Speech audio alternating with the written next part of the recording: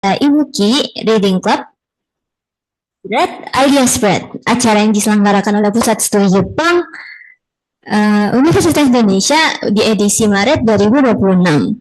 Senang melihat kehadiran Sensei dan juga teman-teman sekalian di sini. Kenalkan, saya Aya yang akan menjadi MC sepanjang acara Ibuki hari ini.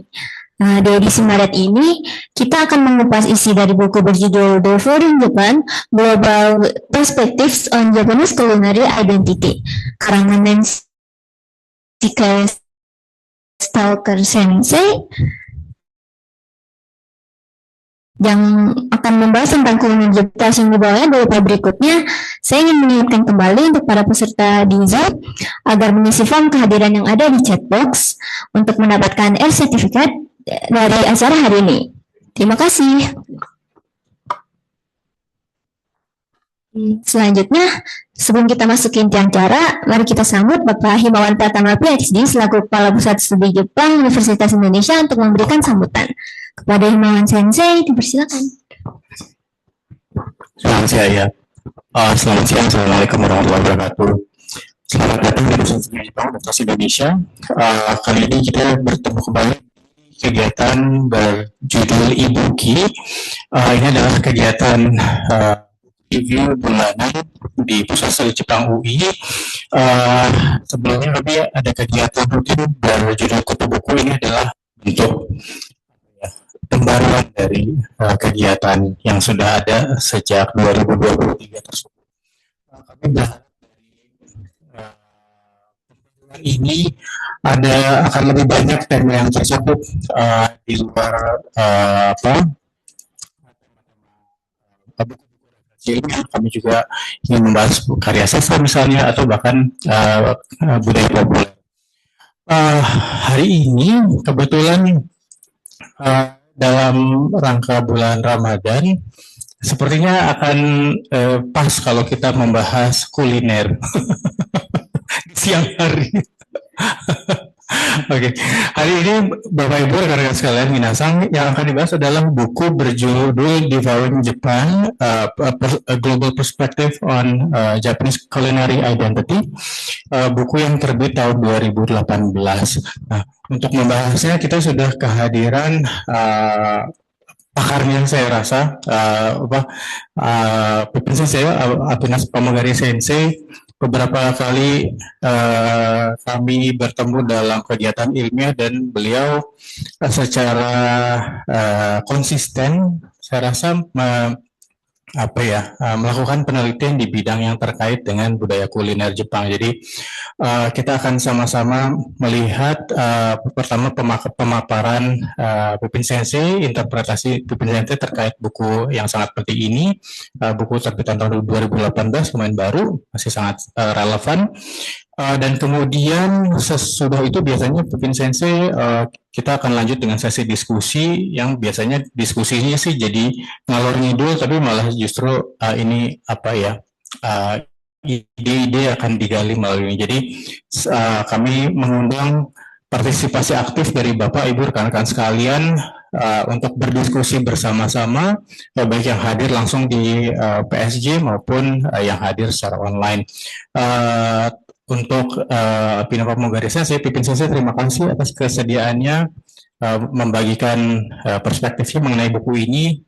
Kami menantikan untuk belajar lebih dari interpretasi Sensei terkait buku ini. Sekali lagi, Bapak Ibu rekan sekalian,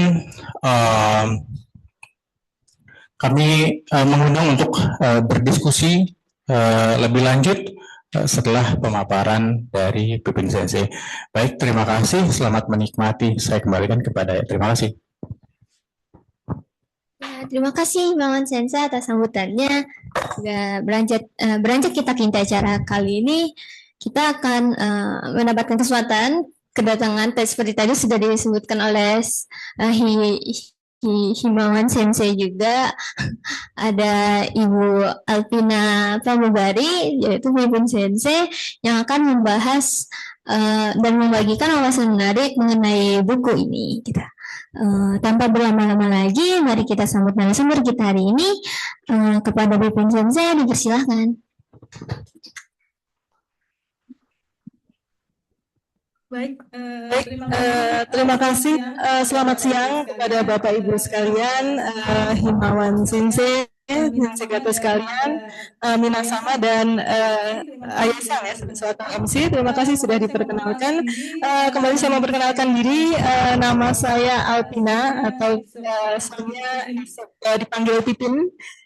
Saya adalah staf pengajar di Universitas Dharma Persada Jakarta di jurusan Bahasa dan Kebudayaan Jepang. Saya ucapkan terima kasih sekali lagi atas kesempatan yang diberikan untuk saya di hari ini. Kita akan ngobrol bersama dan mohon maaf saya lupa. Terima kasih atas kesempatan yang diberikan oleh Universitas Indonesia. Terima kasih atas kesempatan untuk diskusi tentang sebuah buku yang bersama membahas sesuai dengan berdiskusi kan iBookie ya, yang sebelumnya disebut dengan buku. Terima kasih sekali lagi. Baik, saya akan memperkenalkan sebuah buku berjudul Devouring Japan, Global Perspective on Culinary Identity. Buku ini terbitan dari Oxford University pada tahun 2018 dalam bahasa Inggris sebanyak 368 halaman. Namun sayangnya saya memang belum menemukan buku fisiknya. Jadi saya hanya ada buku secara PDF secara open access yang bisa Minasang akses. Buku ini cukup tebal sebenarnya, 368 akses di internet ya, bisa langsung di download sebenarnya. Buku ini halaman ya.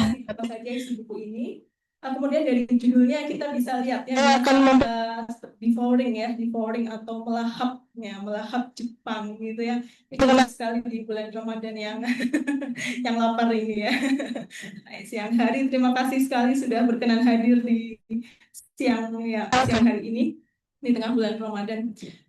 Jadi ini adalah apa saja isi buku. Kumpulan sebenarnya bukan hanya satu orang. Kumpulan sebenarnya hanya editornya. Dari Universitas Hawaii di Manoa. Beliau memang ahli sejarah Jepang dan menelurkan beberapa buku ya.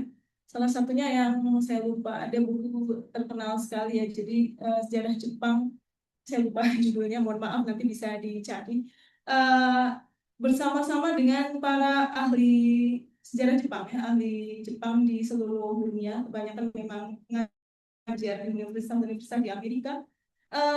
Baik, saya mulai perkenalkan dari daftar isinya ya. Kita lihat di daftar isi.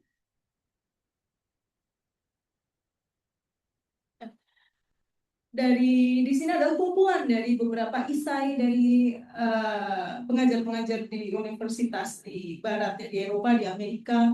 Seperti yang pertama tentang Japanese food in the early modern European imagination, kemudian Giving Melons, The Shining Prince, kemudian Soba, Edo Style, ada The Three Waves and Ways, tentang sake. Jadi ini benar-benar beragam sekali ya, bagaimana makanan Jepang itu dipresentasikan di zaman Edo, misal di zaman Jepang kedatangan bangsa Barat. Kemudian ada juga dalam kerangka culinary nationalism and branding seperti washoku, yang kita tahu washoku yang sudah ditetapkan sebagai UNESCO. Kemudian ada juga isai dengan judul We Can Taste But Others Cannot tentang umami. Kemudian ada isai juga tentang Kitaujiro Sanjin sebagai ikon dari gourmet nationalism. Kemudian dalam kerangka regional dan international variation, di sini ada Savoring the Kyoto Brands. Kemudian ada Love Spam. Nah, kita nanti lihat nih apa sih yang dimaksud dengan spam ini, ternyata ada hubungannya dengan sejarah Okinawa. Kemudian ada tentang Nikkei cuisine atau makanan keturunan ya, di situ kita lihat Nikkei memang keturunan Jepang, diaspora Jepang yang ada di luar negeri. Kemudian di kerangka kedua ada Japan's food related values, nilai-nilai apa yang ada di dalam makanan seperti misalnya miso mama di sini. Kemudian ada puisi di dalam makanan di dalam puisi, kemudian ada Devouring Empire, Food and Memory di dalam karya sastra. Ada juga tentang makanan dan keberlimpahan ya di dalam karya sastra juga sebenarnya. Kemudian ada tentang makanan yang berjalan-jalan ya, apa namanya, melakukan perjalanan di situ. Kemudian ada tentang waste atau food loss atau food waste yang menjadi masalah serius di dalam kehidupan saat ini. Kemudian yang terakhir adalah ada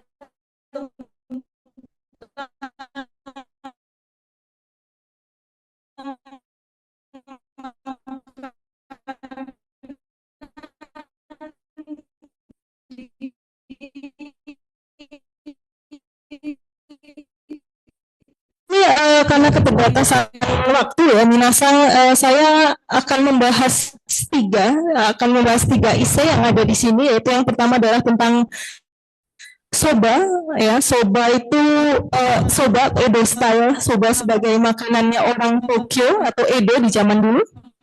Kemudian yang kedua saya akan membahas tentang spam, ya. Tadi yang saya bilang spam ini adalah semacam kornet Okinawa.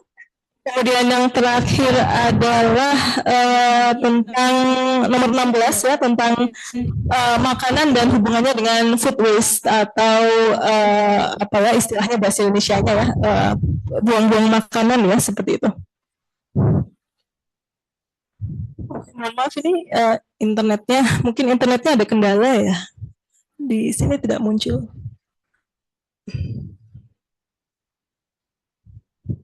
Mas bisa ini nggak internetnya mungkin pakai ini, tadi saya pakai apa tethering.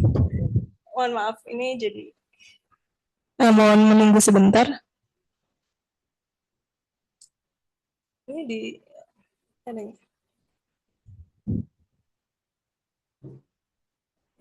lebih dekat. Ada nggak Mas? Atau pakai internetnya siapa yang kenceng? Ini kok saya nggak.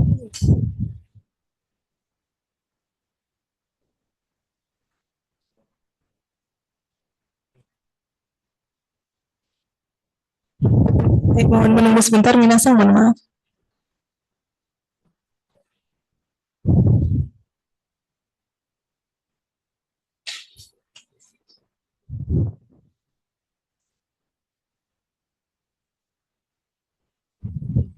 Internetnya.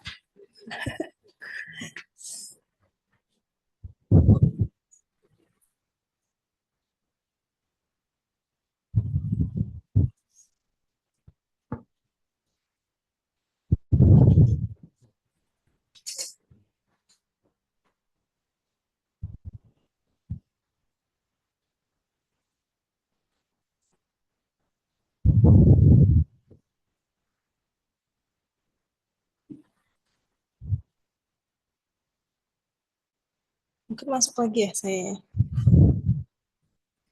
Ini ya.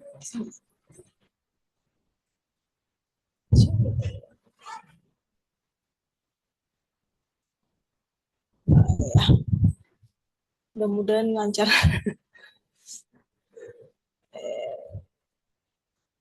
Insya Allah kayak lebih lancar ya. Hai. Terima kasih Mas. Hai.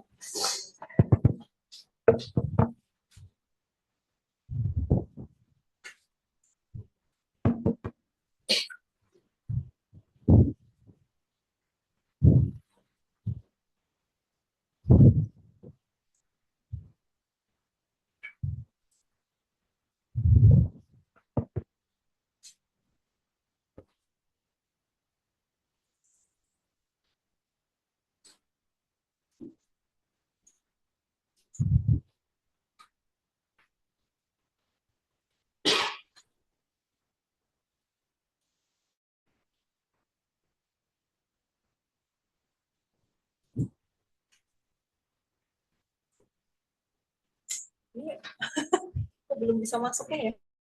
Belum bisa masuk ke Zoom. Mohon maaf.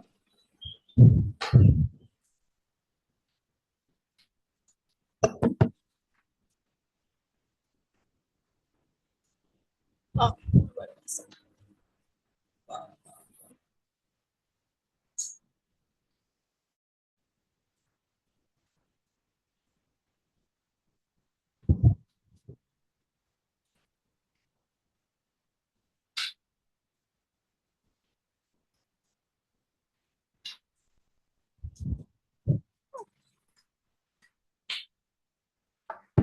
Baik, tes.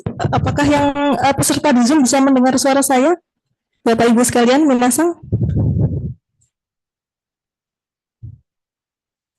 Mudah-mudahan tidak ada halangan. Hah? Kelempar lagi.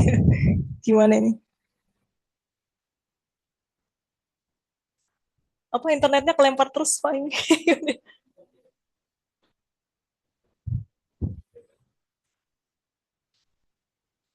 Ini yang Zoom jadi keluar masuk. Iya, sepertinya saya. Tadi saya pakai tethering juga sama, di sini kok susah.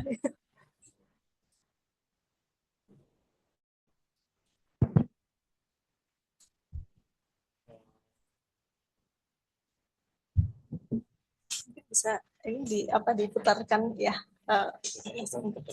Oh iya, yang sebentar sih, maaf.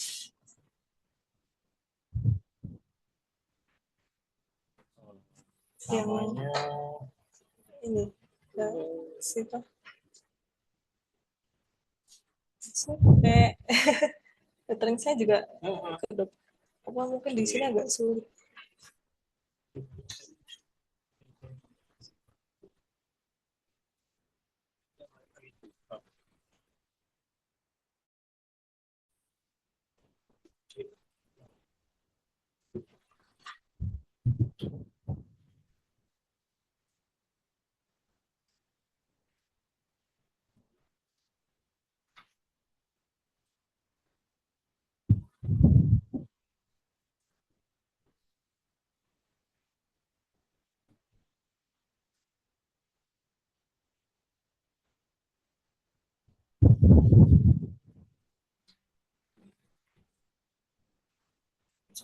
Sudah gini jadi bisa udah mudah kesini saya masuknya.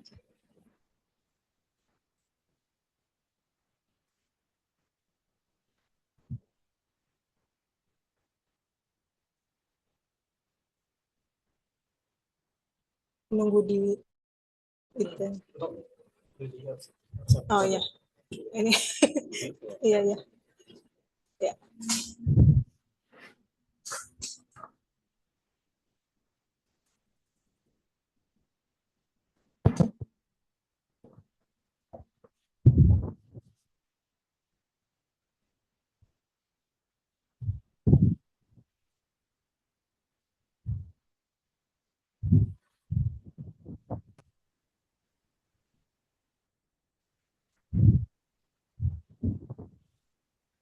Baik. Mudah-mudahan bisa. Ya, mudah-mudahan ke mantul ya. Masih belum ya?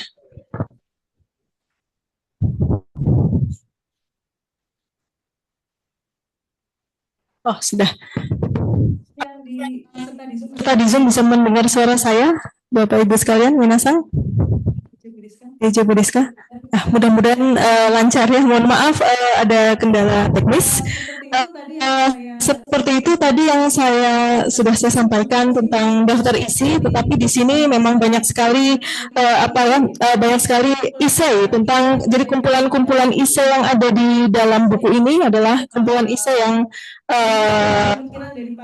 pemikiran dari para apa istilahnya ya Japanese ya seorang Japanolog ya seperti itu. Namun di sini karena keterbatasan waktu saya akan membahas 3 dari di sini. Yaitu yang pertama adalah tentang food aesthetics and cultural identity oleh Lori Bray.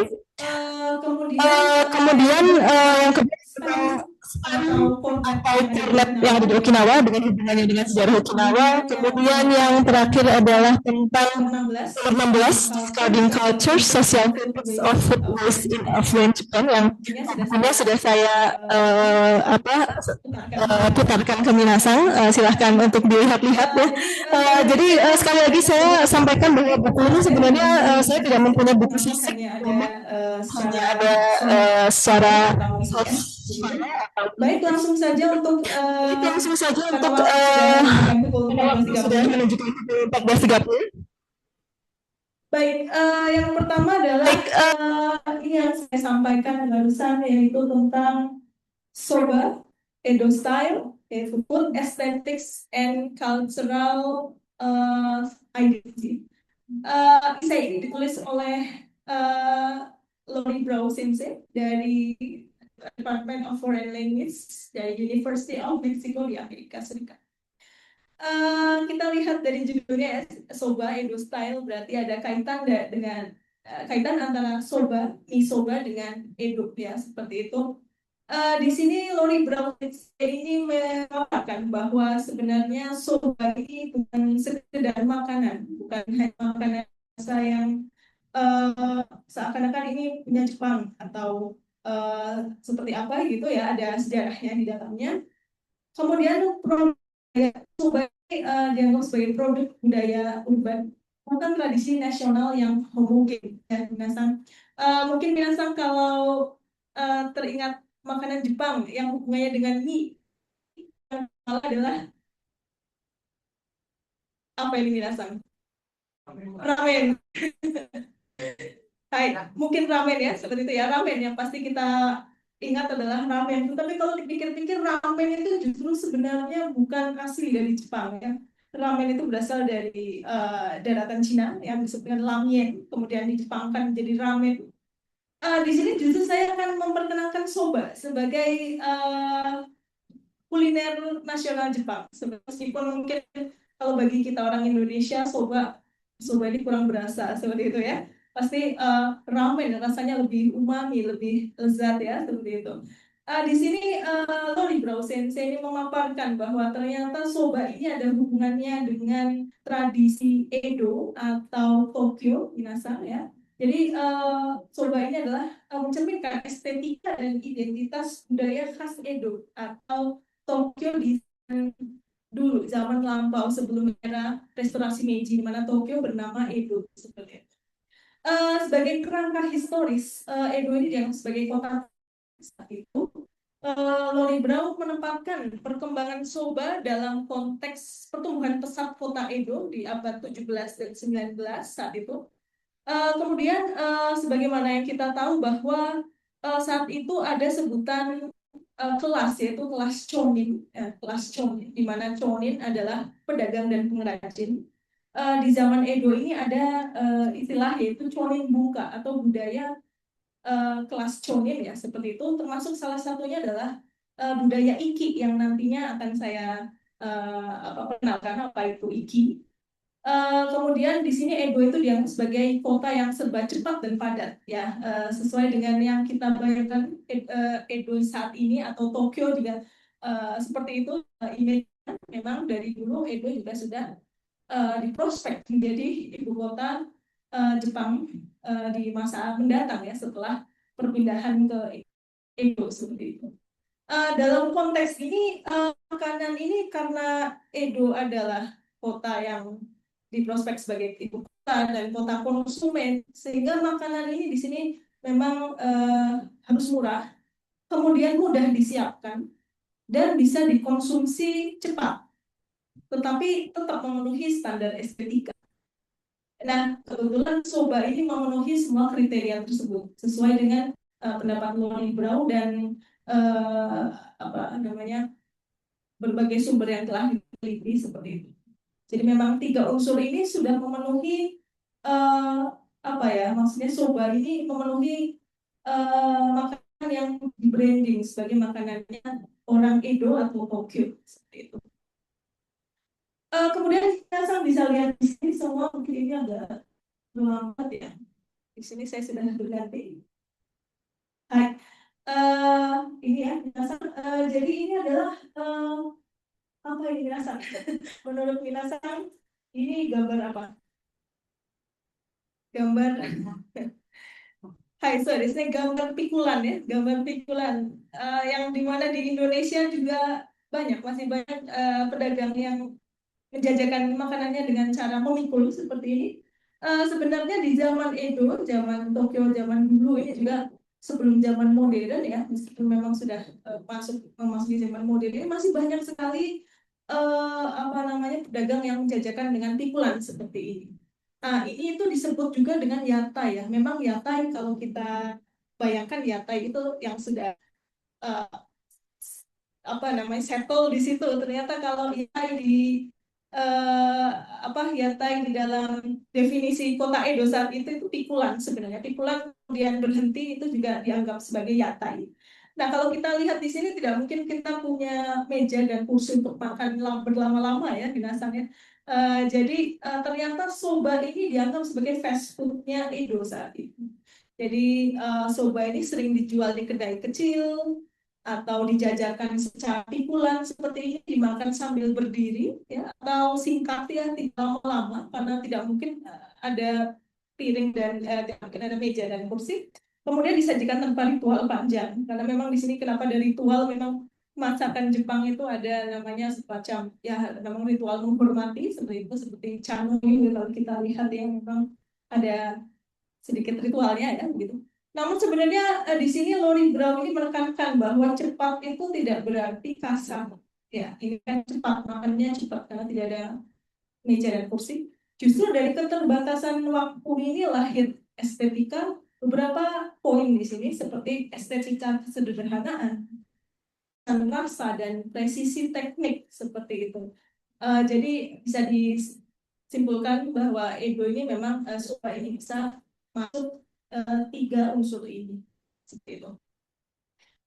Kemudian di dalam paparannya Lori Brown ini memaparkan bahwa menjadi ahli soba ini tidak sembarangan, sama seperti ahli sushi, di mana sushi juga ada masternya, master sushi ya. Jadi ini juga sama, soba juga ada. Ini dipaparkan di dalam sebenarnya ada sebagai manga ya. Minasake namanya sobamon, manga sobamon. Nihon soba angya. Nippon soba angya, the gate of soba, Japanese soba pilgrimage. Jadi di sini ada istilah seperti sobarie. Ya. Sobarie itu adalah semacam plesetan, tapi seperti kalau apa itu namanya sake atau wine itu kan ada istilah sommelier ya, sommelier itu bahasa Prancis. Bahkan soba saja punya dinamai seperti itu ya. Kalau kita lihat Jepang itu memang suka mengadopsi apa namanya budaya barat, sampai soba disebut ahli soba disebut sommelier, chef soba sendiri. Jadi tidak sembarang orang bisa, harus punya teknik, harus sekolah seperti itu ya. Bahkan istilah sobatsu atau sobaku research ya di sini ya. Saya mungkin mohon maaf penyebutannya kurang tepat ya bahasa Prancis ya. Seperti ini, nah kita lihat di sini bahwa ternyata soba di sini ya. Jadi spirit dari Edo Sommelier kita lihat di sini ternyata menjadi ahli soba tidak hanya sembarang orang, tetapi punya beberapa unsur, beberapa jiwa ya, beberapa soul seperti misalnya ga atau miyagi ga, elegance. Kemudian ada makna-makna yang kita tahu ya, minasan seperti mono no aware, bahwa segala sesuatu tidak bertahan lama. Kemudian yuge, chemistry and death, dan ishokeme, memberikan giving one's all, jadi berusaha sekeras mungkin. Kemudian ada juga dori, yaitu truth and reasons. Jadi Sommelier ini ternyata adalah produk dari Jepang dan budaya samurai saat itu sebenarnya. Karena memang di zaman itu samurai memang masih ada ya, kelas-kelas sosial Shinokosho itu belum dihapus sebelum restorasi Meiji. Kemudian yang dipaparkan oleh Lori Brown selain itu adalah ada hubungannya dengan iki. Apakah minasan sudah pernah mendengar kata iki? Iki, iki. Ini memang konsep yang sebenarnya saya tertarik dengan konsep ini, tapi memang sulit ya minasan bahwa iki ini adalah konsep estetika Jepang yang memang hanya orang Jepang yang paham seperti itu. Di sini ada sebuah buku teori yaitu dari Kuki Shuzo. Ini adalah mungkin orang-orang zaman Meiji ya, menulis Ikinokozo. Di sini Ikinokozo bahwa iki dan shibi ini adalah estetikanya orang Tokyo saat itu.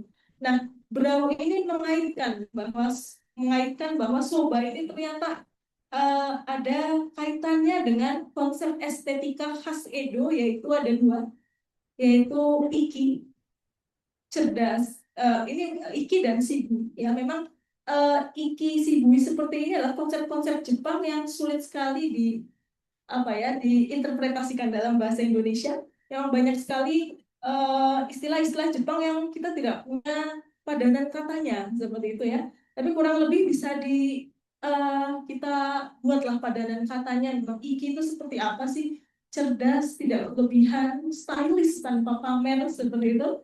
Kemudian ada juga shibui, biasanya sederhana, tenang, rasa yang mendalam.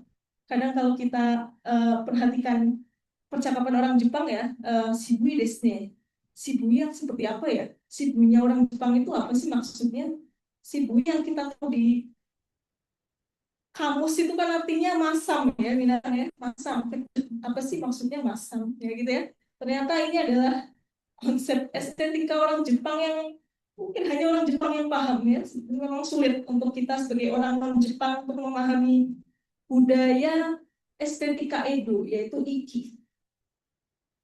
Iki memang muncul di dalam zaman Edo, tadi yang saya sampaikan yaitu Chonin Bunka. Di dalam Chonin Bunka salah satunya adalah estetika Edo yang bernama iki dan shibui. Kemudian ada soba tadi. Nah, ternyata soba ini ideal, cocok dengan estetikanya orang Indo saat itu. Ya, seperti minyak tipis, ya kalau kita bisa bandingkan minyak soba dengan minyak udon, minyak tipis kalau udon tebal-tebal. Kemudian kuahnya ringan, sangat berbeda dengan ramen yang lebih umami, lebih lebih enak gitu ya. Kalau untuk lidah orang Indonesia sebenarnya lebih cocok ramen daripada soba ya. Kemudian toppingnya minimal. Jadi soba ini dianggap ideal sesuai dengan estetika iki karena dia punya 3 unsur ini seperti ini, mie tipis, kuah ringan, dan topping minimal. Dan ini juga menjadi fakta yang baru saya tahu bahwa selama ini saya sebagai sebagai pembelajar Jepang tahunya soba tidak seenak ramen ya, karena ramen itu lebih flavory, lebih gurih. Soba kayak gitu aja hambar ya, tapi memang ternyata kalau dipikir-pikir sobanya ada hubungannya dengan estetika iki ya. Ini juga menjadi pengetahuan baru bagi saya. Dan bisa kita lihat di sini estetika Edo yaitu iki dan shibui disampaikan bahwa iki ini menjadi simbol dari karakter merchants atau pedagang dan gaya hidup dari seluruh kelas sosial saat itu. Jadi the code of Iki not only shape manners and fashion. Ternyata kode etik Iki ini tidak hanya membentuk manners atau tata krama ya dan fashion, tetapi what one eat. Jadi tentang bagaimana dan apa yang dimakan oleh seseorang. Di sini ada seorang tokoh bernama Saitoshi yang konsepkan bahwa soba dan Iki ini as being in a synergistic relationship. Ternyata soba dan iki adalah hubungan yang sinergis seperti itu. Ini adalah benar-benar baru bagi saya ya, bahwa ternyata soba ini punya estetika sendiri seperti itu. Di mana kita hanya tahu mie adalah mie-nya Jepang, kenal ramen. Soba di mana? Justru malah soba in the Edo period. Dan ini adalah salah satu yang menarik bagi saya ya. In the Edo period, taste and grace were very colors. The color of Edo soba range from creamy white to a gray taste. Oh, ini sangat menarik. Nah, kita lihat ternyata iki ini memang dari cara berpakaian orang Jepang ya.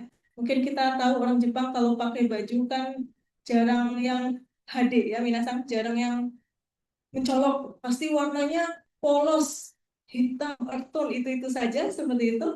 Dan ternyata warna iki ini ada minasang, warna iki ternyata ada. Ini saya juga cukup terkejut ya, oh warna iki ini ada. Seperti apa warnanya? Yaitu misal seperti abu-abu, coklat, seperti itu, warna-warna tanah ya.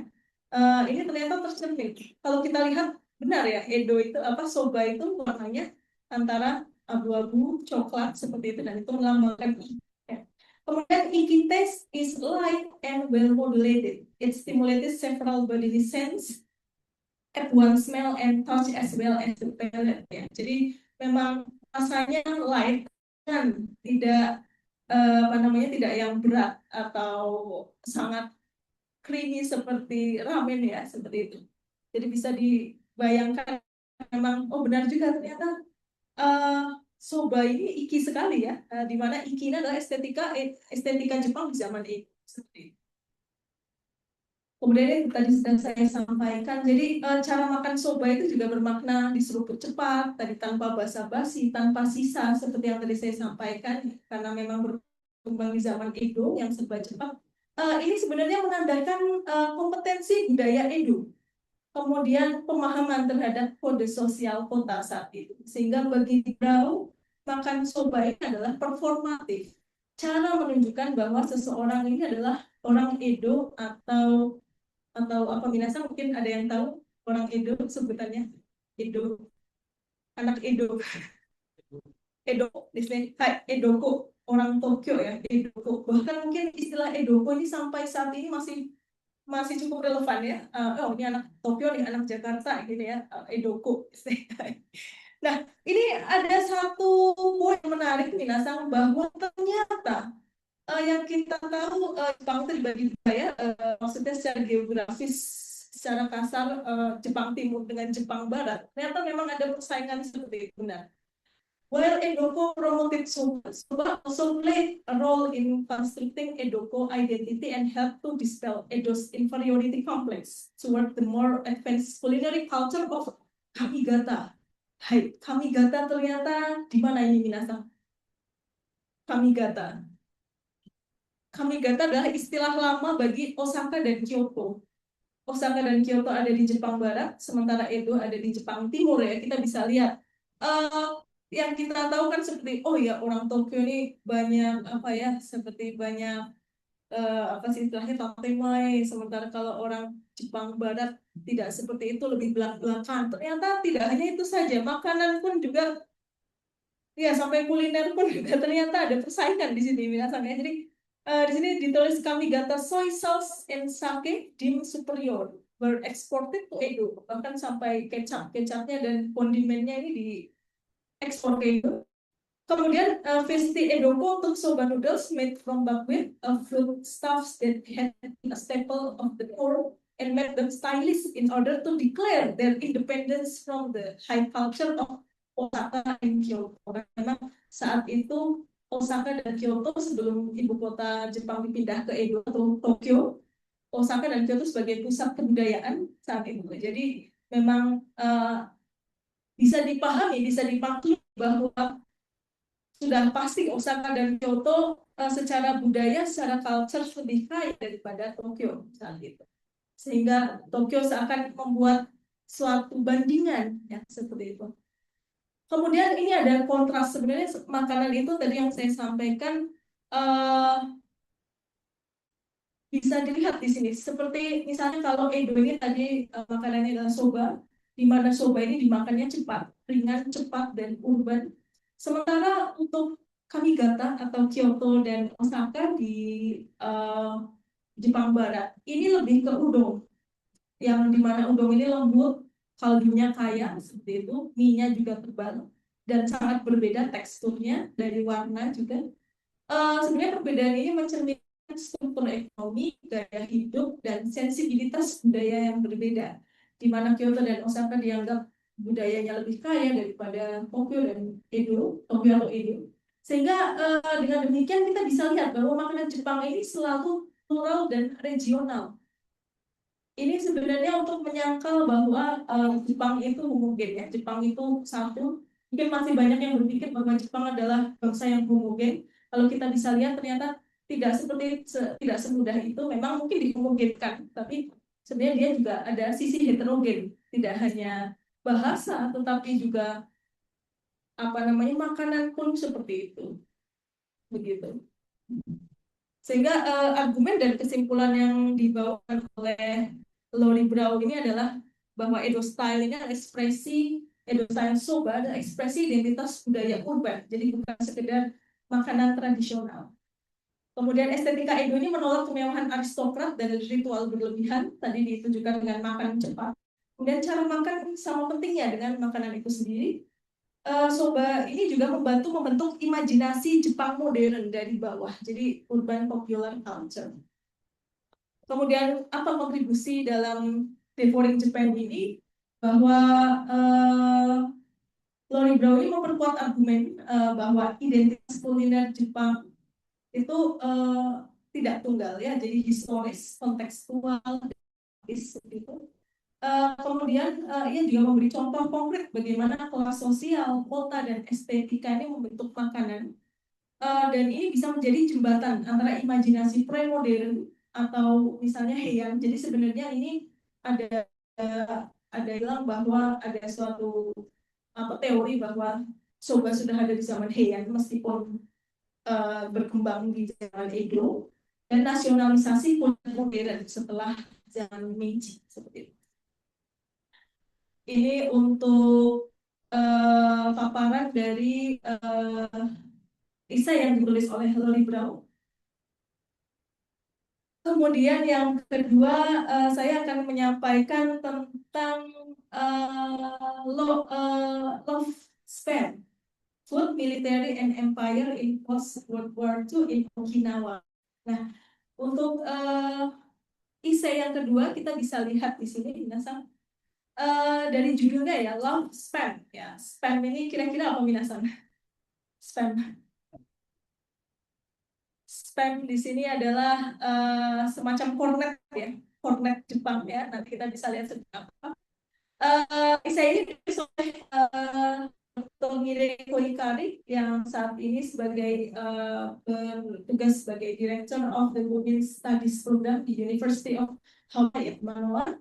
Jadi beliau adalah seorang sosiolog historis ya yang bekerja terutama di bidang gender, ras, dan seksualitas, dan konteks postkolonial seperti itu.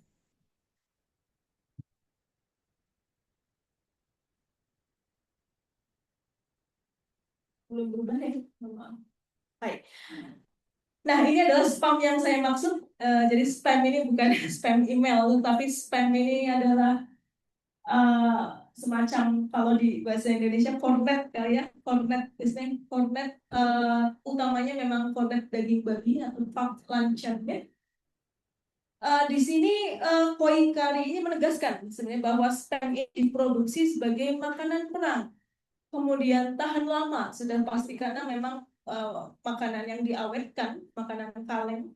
Kemudian selain itu juga mudah didistribusikan, sehingga cocok sekali untuk logistik militer saat itu.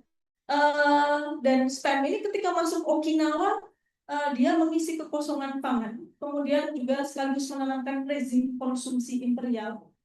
Dengan kata lain, memang kelaparan ini di Okinawa membuka jalan bagi dominasi rasa. Kita bisa lihat di konteks historisnya.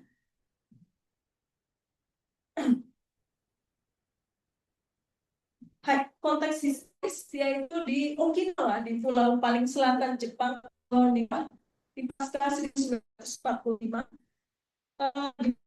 Okinawa ini setelah dunia II yang kita tahu adalah Okinawa berada di bawah pendudukan militer Amerika Serikat tahun 1905 sampai 1972. Di mana memang pangkalan Amerika berada sangat banyak di Okinawa yang kita tahu. Sampai saat ini pun memang masih banyak isu-isu tentang pangkalan militer yang berada di Okinawa. Okinawa ini sempat berada di bawah pendudukan militer Amerika di tahun 45 sampai 72 sebelum dikembalikan ke Jepang. Sebenarnya Okinawa ini secara geografis sudah bisa terlihat ya, berdasarkan terpisah secara politik dan ekonomi dari Jepang daratan, karena memang masih menjadi isu saat ini ya. Okinawa dengan Hokkaido di atas itu mengalami seperti diskriminasi, bahwa Okinawa ini bukan Jepang, Hokkaido ini juga bukan Jepang, seperti itu. Memang kalau meskipun secara kedaulatan berada di negara Jepang ya seperti itu. Memang Okinawa ini punya histori tersendiri. Dia ini selain sejarah dari daratan utama Jepang, dia juga terpisah secara politik dan ekonomi dari Jepang daratan. Nah, kondisi ini menciptakan kemiskinan yang ekstrim, kemudian ketergantungan pada pangkalan atau basis militer Amerika, kemudian adanya perubahan radikal pola konsumsi seperti itu. Di sini spam ini masuk melalui jatah militer, surplus logistik, dan distribusi informal dari pangkalan Amerika Serikat.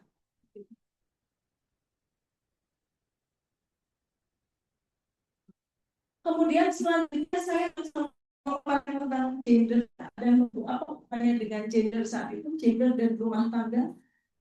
Di mana di sini ada seorang tokoh yang yang diceritakan oleh Dr. Mine Koikari, yaitu Kimio Onaga. Beberapa yang paling terkenal memang Kimio Onaga, kemudian ada Yuki Fukama, Sumiko Kinjo. Di sini Dr. Koikari ini menyampaikan bahwa perempuan Okinawa ini memikul tanggung jawab utama, di mana tanggung jawabnya adalah mengolah spam, kemudian memberi makan keluarga, dan menormalisasi makanan asing. Ya, jadi di sini para perempuan Okinawa ini punya semacam tanggung jawab yang utama, tiga itu. Kemudian dapur di sini juga tidak hanya sebagai sarana pembuatan makanan saja, tetapi dapur ini menjadi ruang negosiasi antara bertahan hidup dan dominasi imperium di sini. Kemudian cinta, perawatan, dan masakan rumah ini dipakai untuk memanusiakan makanan imperial. Ya. Jadi ini adalah para tokoh yang disebut, yaitu Kimio Onaga. Jadi ini adalah tokoh yang maksudnya sebagai ikon dari para wanita Okinawa. Seperti itu. Bisa dilihat di sebelah kiri.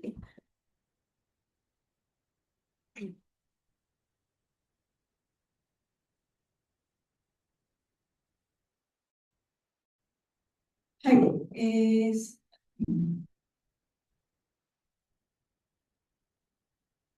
dan ini adalah bukunya, buku yang ditulis juga oleh Dr. Koikari, di mana Onaga Kimio ini adalah dianggap sebagai mother of Okinawan women, committed practitioner of the life improvement movement, had taught home economics in colonial Korea, making a womanly contribution to the empire as she domesticated Japan's frontier. Ya.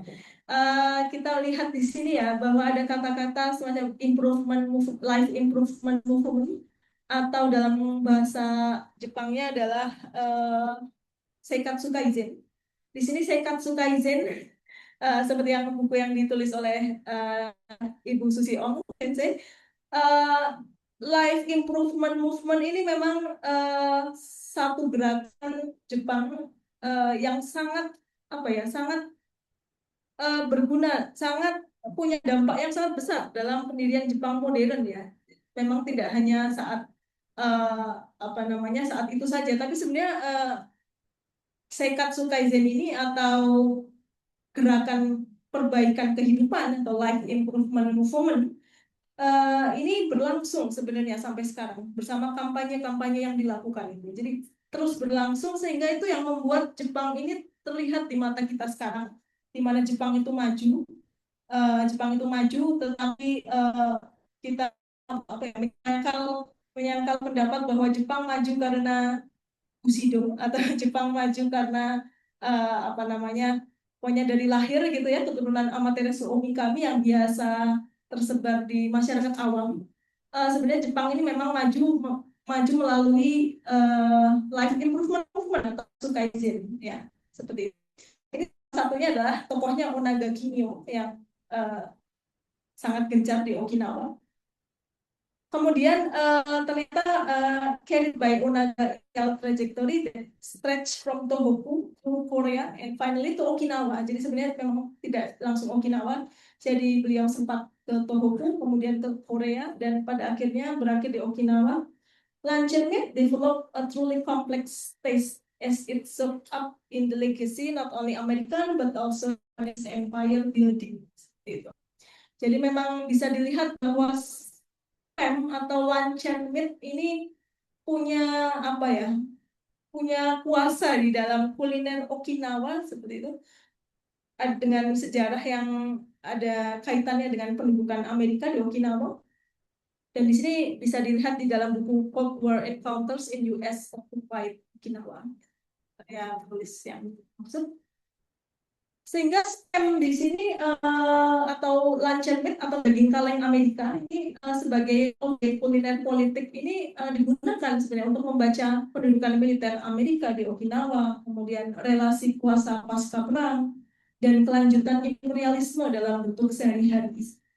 Sehingga spam ini bukan sekedar makanan murah atau adaptasi lokal, melainkan medium material dari kekuasaan Imperium Amerika yang bekerja melalui tubuh, tangga, dan afeksi, ya, atau rasa kasih sayang.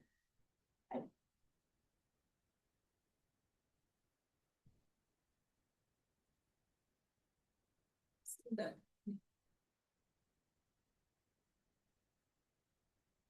Baik. Jadi di sini tertulis di halaman 174 di mana once in Okinawa, luncheon meat caused shock and awe. Amid acute food shortage and constant hunger, Okinawans found luncheon meat to be unbelievably delicious and even uchi busui atau a source of life. Jadi pernah di suatu saat di Okinawa, di mana Okinawa saat itu masih dilanda peperangan dan kemiskinan yang ekstrim dan kelaparan yang ekstrim, dengan kehadiran luncheon meat sebagai makanan ransomnya orang tentara Amerika saat itu, ini sangat membantu, sangat menolong, ya, semacam dewa penolong di tengah kelaparan orang Okinawa, sehingga dianggap, wah, ini sangat lezat, sangat enak, dan dianggap sebagai dewa kulinernya Okinawa saat itu. Di mana Okinawa ini sebenarnya adalah Okinawa ini punya apa ya, konsep kuliner tersendiri, memang sangat menarik ya di sini, di mana butaniku, biasanya butaniku atau daging babi yang kita tahu, di sini tertulis bahwa naki go igai wa subete tabetsukusu, atau artinya selain suaranya semuanya kami makan, ya, to consume each and every part of it except it, ya. Di sini ingin saya tampilkan ya makanan khas dari Okinawa, minasan di sini. Jadi yang katanya dibilang Okinawa ini, orang Okinawa ini memakan semuanya daging babi kecuali suaranya, ya. Ini apakah bisa dilihat? Oh, tidak. Kalau di Zoom bisa dilihat ya. Ini belum muncul. Coba saya share lagi ya tentang mohon maaf, tentang makanan Okinawa.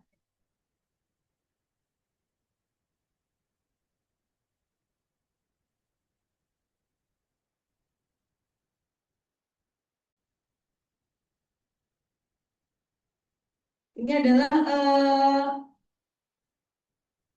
semacam buku resep regional food dari seluruh Jepang, yaitu terbitan dari saya lupa ini apa istilahnya ya, Departemen Kehutanan dan Perikanan dan Perairan di Jepang. Kita lihat di sini, jadi di dalam website ini ada banyak sekali, ada resep-resep dari 47 prefektur di Jepang, ya minasan. Kita bisa lihat di sini itu saya langsung masuk ke Okinawa. Di sini banyak sekali resep dari makanan-makanan dari daerah Okinawa. Memang banyak sekali daging babi di Okinawa ini seperti ini. Kemudian tadi yang saya sebutkan ya mimiga di sini, di mana mimiga ini adalah sashimi dari telinga, ya, telinga babi yang tadi disampaikan, semuanya dimakan kecuali sukanya saja, ya. Memang selain secara geografis memang terpisah dari Jepang, ini apa namanya, pengaruh ke dalam kuliner Okinawa, ya, di mana Okinawa memang kulinernya sedikit berbeda dengan Jepang daratan, sehingga memang katanya lebih banyak daging daripada ikan. Kalau Jepang utama kita lihat banyak sekali makanan berbasis ikan, karena ternyata perairan Okinawa ini cukup dangkal, jadi ikan berkualitas seperti Jepang daratan utama, seperti itu. Seperti itu. Baik, coba saya kembali lagi ke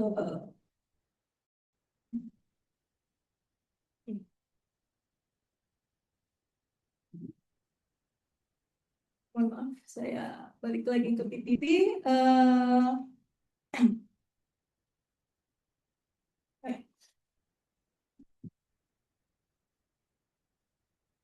Kemudian ada di sini kalimat ya bahwa tertulis bahwa I can taste my mother loves luncheon meat atau Oyano Nasakewa Purakuno Aji, di mana orang-orang Okinawa saat itu merasakan bahwa luncheon meat adalah bentuk dari kasih sayang seorang ibu seperti itu. Saya bisa merasakan kasih sayang ibu di dalam luncheon meat, bahkan seperti itu ya. Berarti dari narasi seperti ini sangat masuk ke dalam budaya makanan atau kuliner sehari-hari orang Okinawa ya, seperti itu. Kemudian di sini ada seorang tokoh bernama Satoshi Uechi, yaitu owner dari Okinawan Market. Jadi he considers luncheon meat as embodies in the histories of Okinawa, the US and Japan. Jadi memang spam ini sudah menjadi apa ya namanya penghubungan sejarah Okinawa, Amerika Serikat dan Jepang. Bagi Uechi di sini, the government officials demand to remove luncheon meat was nothing but an attempt to present pure and unsullied Okinawa with sanitized and comforting image would not only help sell tourism but also erase the history of American military rule on the island and Japanese culpability in that every condition ya. Seperti disampaikan oleh Satoshi Uechi. Mungkin kita bisa di slide berikutnya, yaitu memang love spam ini memiliki afeksi yang ambivalen atau complex affair ya, afeksi atau kasih sayang yang ambivalen dua bentuk ya, di mana spam ini dicintai sekaligus merupakan simbol penaklukan. Dr. Poincare di sini menolak pembacaan secara simplistik bahwa kecintaan pada spam, kecintaan orang Okinawa kepada spam ini artinya menerima kolonialisme. Tidak seperti itu, sebaliknya justru ia menekankan bahwa afeksi di sini bersifat ambivalen atau dual, di mana cinta pada spam ini lahir dari kebutuhan, trauma perang, dan ketiadaan pilihan makanan saat itu. Karena Okinawa dilanda kelaparan dan kemiskinan yang sangat hebat. Sehingga spam ini bisa disimpulkan merupakan teknologi imperium yang bukan makanan netral. Kemudian kekuasaan militer bekerja melalui konsumsi sehari-hari. Perempuan dan rumah tangga adalah aktor kunci dalam reproduksi imperialisme. Kemudian afeksi terhadap makanan juga tidak membatalkan relasi kuasa. Kemudian kuliner Okinawa ini tidak bisa dipisahkan dari sejarah kolonial ganda, yaitu Amerika Serikat dan Jepang.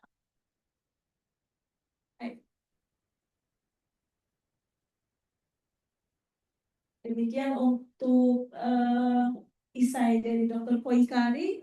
Saya masuk ke isai ketiga atau isai terakhir, yaitu dari Eiko Maruko Shiniawer Sensei dengan judul Discarding Cultures atau Budaya Membuang, Social Critics of Food Waste in an Affluent Japan. Bukunya bisa minasang dilihat mungkin ya, diputarkan ya, silakan diputarkan. Itu adalah salah satu buku yang ditulis oleh Eiko Sensei di sini. Saya kebetulan memang ada buku fisiknya ya, sehingga saya mungkin minasang. Eiko Sensei ini adalah seorang profesor sejarah di Williams College di Amerika Serikat dengan spesialisasi di sejarah Jepang modern. Buku yang terkenal memang ini tadi yang saya bagikan, yaitu Waste atau Consuming Post-War Japan. Ya, ini sangat menarik ya, bahasan yang sangat menarik. Kita bisa masuk ke slide selanjutnya, di mana di sini di narasi awal Eiko Sensei ini belum berganti. Maaf. Eiko Sensei ini memperkenalkan seorang kartunis Jepang, kartunis sekaligus kritikus, terutama yang mengkritik tentang isu lingkungan Yang pertama Hiroshi Takatsuki. Ya, dari namanya ini Takatsuki, sehingga nama penanya namanya Haimun, bulan tinggi gitu ya, Takatsuki, Haimun. Nah, ternyata Haimun ini adalah tulis dan kritik tentang Jepang. Dia mengkritik tentang lingkungan, isu lingkungan di Jepang. Dengan salah satu contoh yang terkenal adalah kalimat Hiroe. Hiroe, minasang tahu semua Hiroe. Hiroe adalah pesta perkawinan, di mana heroin itu kalau disampirkan dibalik adalah rohi, di mana rohi artinya adalah pemborosan, ya. Pemborosan, biasanya heroin pemborosan, ya. Mungkin bisa kita imajinasikan betapa perkawinan memang kadang ada kecenderungan ke arah pemborosan, ya. Uh, uh,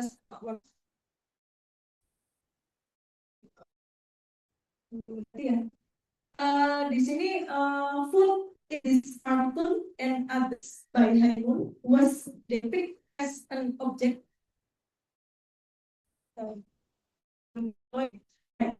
Jadi food in this cartoon and others by Haimun, kartun-kartun karya Haimun tadi digambarkan as an object, no longer valued as a product of nature that nourish the body and soul, or as a resources that sustain life, ya. Jadi makanan-makanan di dalam kartun karya Hiroshi Takatsuki ini atau Haimun ternyata digambarkan sebagai objek yang tidak bernilai sebagai produk kebutuhan, produk yang kita butuhkan untuk misalnya untuk gizi atau untuk jiwa atau sebagai sumber kebutuhan untuk keberlangsungan hidup, tetapi kebanyakan makanan di kartun ini digambarkan sebagai sebuah pemborosan, sebuah isu lingkungan yang muncul, sebuah fenomena yang akan memunculkan isu baru, yaitu isu lingkungan atau food waste. Di mana di sini sebenarnya ada hubungannya dengan istilah the age of satiation, ya, atau saturation, ya, or glutinous saturation, atau bahasa Jepangnya adalah Hoshoku no Jidai. Hoshoku no Jidai. Kita tahu bahwa Hoshoku no Jidai, Hoshoku itu artinya ho itu dari kata akiru atau bosan.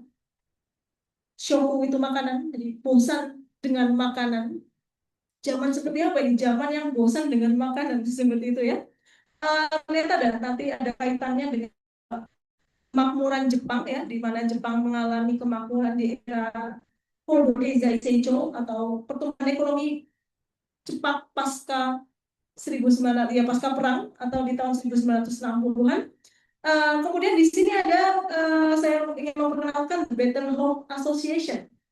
The Better Home Association di sini juga disebutkan di dalam argumen dari Eiko Sensei. The Better Home Association had published a book that explained the overconsumption of food as a particular variation on the habit, purchasing a lot of things and doing so blindly and without plan. Ya, jadi ini sejalan dengan cita-cita Jepang, ya, ingin menjadi negara modern di mana Jepang banyak sekali melakukan kampanye dan asosiasi, mendirikan banyak sekali asosiasi sesuai dengan prinsip Seikatsu Kaizen atau Life Improvement Movement.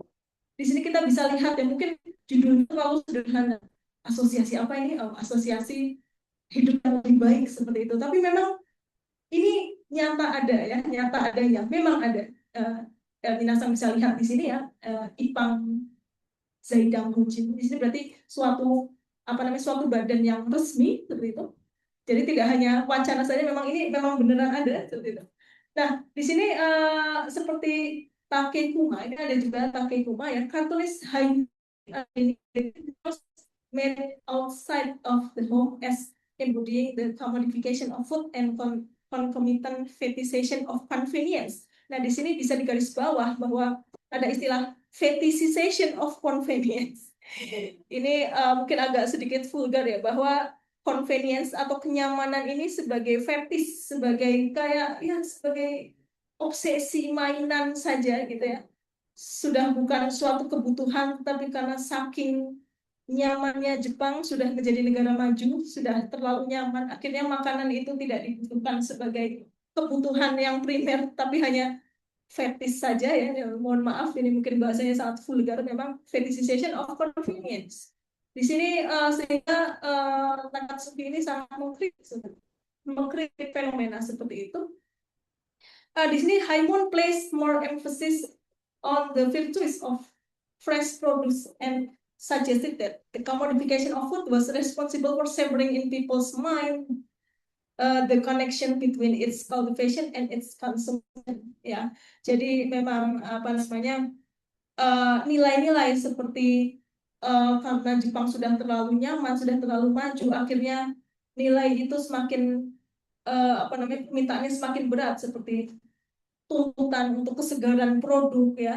Nanti kita bisa lihat apa namanya salah satu karya dari Takatsuki ini di mana produk yang jelek sedikit langsung di reject. Itu adalah apa namanya prinsipnya Jepang dalam kaizen dan quality control ya mungkin ya apa namanya istilahnya saya lupa dalam bahasa Jepang seperti itu.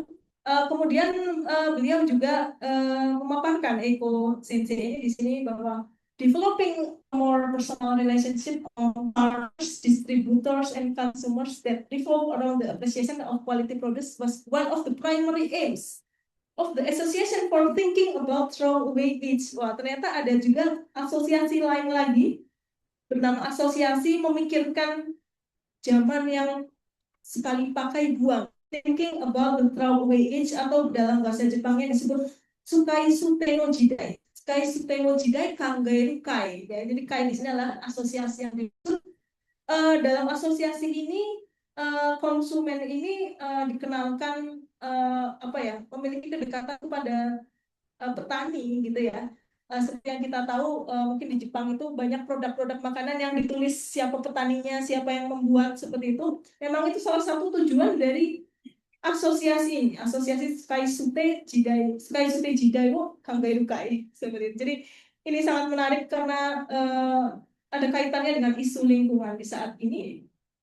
Nah, ini adalah salah satu beberapa karya dari Takatsuki, yaitu ini bisa kita lihat di depan. Ya, hai. Ya, karya dari Takatsuki yang berjudul Kyukyo Kuno Gaishoku Sangyo atau industri ultima dari makan di luar. Ini saya juga kurang paham ini seperti apa maksudnya mungkin apa namanya di atas wastafel ini ada apa namanya mesin itu ya vending mesin tapi untuk pesan makanan dan di mana zaman sekarang orang-orang ini banyak makan di luar tetapi sudah menjadi zaman yang umum makan di luar mungkin berbeda dengan zaman Jepang di masa awal berdiri setelah pasca perang ya di mana kalau kita mau mengingat Jepang juga sempat hancur luluh lantak porak-poranda tapi di zaman ini sudah terlalu apa ya terlalu makmur seperti itu. Kemudian ada juga ini apa namanya karya yang lain. Hai, ini karya dari Takatsuki juga dengan judul di sininya adalah Okusa Ichinichi Sanshoku no Nenkan Kyaku wo Sareru to hijou ni wariyasu desu yo. Jadi di sini ceritanya adalah apa sebuah toko yang bernama Puka-Puka Bento ini ya bento hangat ini banyak sekali yang mengantri di mana ini apa namanya pemilik toko atau mungkin karyawan toko ini apa pengiklan gitu ya ayo Bu beli gitu ya Bu kalau langganan makan 3 kali sehari di sini maksudnya jadi langganan di toko Puka-Puka Bento ini selama setahun 3 kali sehari makan pagi siang malam selama setahun ini biayanya nanti jauh lebih murah loh ya ini kan hal-hal yang sering kita temui saat ini ya minasan kita terlupa apa namanya kita terbawa oleh diskon padahal sebenarnya nggak penting-penting amat padahal sebenarnya nggak butuh tetapi karena oh iya benar ternyata uh, lebih murah apalagi kalau misalnya saya setiap hari pakai nih kenapa enggak gitu ya seperti itu nah ini pastinya kan ada hari yang mungkin dia bosan dan akhirnya misal tidak terpakai kan itu akhirnya menjadi food waste yang minasan seperti itu. Kemudian satu lagi contoh dari karya Takatsuki adalah tentang mentimun yang bentuknya bengkok belum berubah ya. Hai, mentimun yang bentuknya bengkok seperti ini, langsung bisa lihat di depan ya. seorang anak menunjuk ya, Mama, ano kyuri, Mama, ano kyuri, magate yo, kita byokinan dane. Jadi pas lihat gitu, timbulnya bengkok, pasti sakit ya, pasti makannya nggak sehat ya. Ini cerminan dari Jepang sedikit-sedikit sesuatu yang seperti itu. Ini yang menjadi kritik dari Takatsuki. Kemudian selain dari Takatsuki ini juga ada apa ya, urban legend Jepang ya. Seperti kita kalau makan nasi nggak habis nanti petaninya nangis ya seperti itu. Di sini ada disebut mottainai obake ya untuk menakut-nakuti anak kecil atau no waste ghost ya. Memang mottainai ini adalah konsep yang sangat disukai orang Jepang. Ya, saya tidak tahu apakah semua orang suka, tetapi memang mottainai ini konsep yang terkenal di Jepang, di mana orang Jepang tidak mau membuang-buang sesuatu yang dipikir masih bermanfaat, yang dipikir oh ini masih pakai nih. Yang sebenarnya mottainai ini juga punya sisi apa ya, sisi buruk yang lain ya, seperti itu. Misalnya juga apa namanya, banyak jika tidak terkontrol misalnya ya mottainai obake. Nah di sini pesannya adalah cherish food atau hargai makanan. Ya, jadi ini ada legenda bernama mottainai obake di mana anak-anak ini dilarang membuang-buang makanan atau makan harus habis. Waste ghost for the children cast the cherishing food as a moral virtue from times past that should not be discarded in the prison. Ya, seperti itu. Sehingga yang terakhir adalah tentang refleksi ya, refleksi dari keberlimpahan atau reflection on affluence, di mana pemborosan makanan di Jepang ini muncul dari kelimpahan ekonomi, di mana Jepang saat ini sudah makmur, meskipun memang mengalami krisis juga ya ekonomi, tapi ini sebenarnya merujuk pada Jepang pasca perang gitu ya, Kotokizai Seicho, di mana ekonomi Jepang melesat dan itu membuat suatu kelimpahan itu malah menjadi bencana bagi pendapat dari Eiko Sensei. Kemudian isu yang kita alami saat ini ya, saya kurang tahu kalau yang di Indonesia, tapi di Jepang juga isu ini cukup parah, yaitu isu food loss atau shokuhinkros atau food waste, di mana food waste ini adalah cerminan langsung atau simbol kontradiksi dari masyarakat yang sangat makmur. Saking makmurnya sampai sebuah kenyamanan itu sudah bosan, sudah tidak perlu lagi gitu ya, sudah buat mainan aja. Saya pesan makan, saya pesan GoFood itu bukan karena saya lapar, tapi udah mainan aja, saya pengen gitu, seperti itu, meskipun itu entah dimakan habis atau tidak. Sehingga kritik terhadap urusan ini sering menekankan moral individu. Jadi apa yang dikritik dari pemborosan ini yang ditekankan kebanyakan cenderung ke moral individunya. Tetapi sebenarnya banyak juga struktur yang diabaikan, misalnya seperti sistem konsumsi modern, seperti distribusi supermarket, standar kualitas industri, kebijakan retailnya seperti apa. Jadi apa namanya, yang ditekankan hanya kembali ke apa konsep mottainai, konsepnya orang Jepang seperti itu. Padahal sebenarnya tidak hanya itu saja, banyak faktor atau struktur lain yang perlu diperhatikan. Ya, memang food loss ini sangat apa ya, sangat membingungkan ya, minasang. Termasuk saya sendiri memang juga tidak suka membuang makanan, sehingga tapi apa namanya, di sisi lain food loss ini juga memang membawa ya membawa bencana kadang kalau memang apa namanya, misalnya makan, misal saya suka sekali makan, misalnya makan tidak habis saya bungkus seperti itu, kemudian saya simpan, atau misalnya saya keluar kemana langsung saya simpan ke dalam kulkas selama berhari-hari tinggal dipanaskan, itu kan sebenarnya juga tidak sehat ya. Dan itu memang ya memang terjadi juga pada saya, karena saking saya tidak suka membuang-buang makanan, akhirnya makanan yang hampir basi pun saya makan dan saya terkena penyakit. Nah itu kan juga suatu bencana ya, dan itu Jepang juga mungkin tidak ingin itu terjadi. Jadi memang ambivalen ya. Kemudian untuk yang penutup di sini adalah ada afterwards dari Eric Siren Sensei. Beliau adalah sensei dari Universitas Kansas, penulis buku Fantasy and Modern Japan. di mana Erik Sensei ini mengusulkan bahwa istilah yang lebih tepat sebenarnya untuk merujuk pada makanan Jepang adalah foods of Japan daripada Japanese food. Karena Japanese food ini kesannya adalah sesuatu yang tunggal dan esensial. Makanan Jepang sebagai sesuatu yang tunggal dan esensial. So, usulan dari Eric Siret ini adalah foods of Japan, di mana beragam makanan ini hadir, berkembang, dan diinisiasikan di Jepang. Yang artinya adalah sebenarnya makanan Jepang ini tidak mungkin, tidak tunggal, tidak hanya satu buatan Jepang.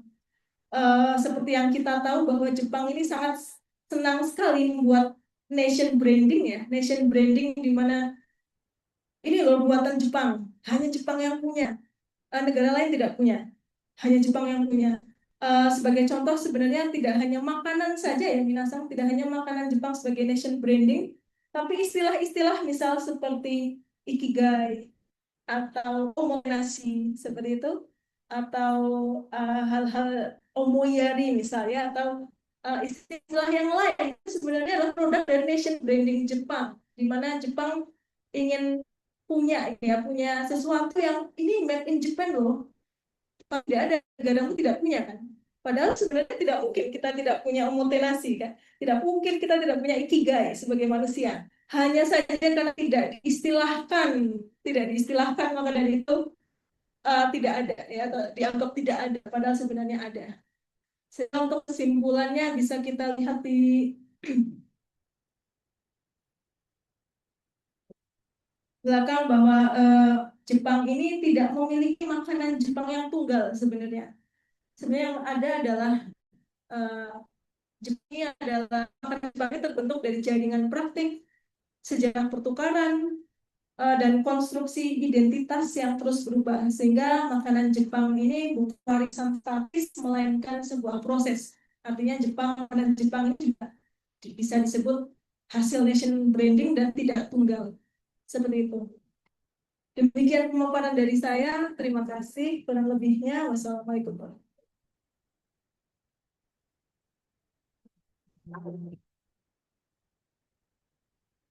Terima kasih kepada Bikin Sensei atas menarik dan juga informatif, dan juga banyak pengetahuan baru yang disampaikan.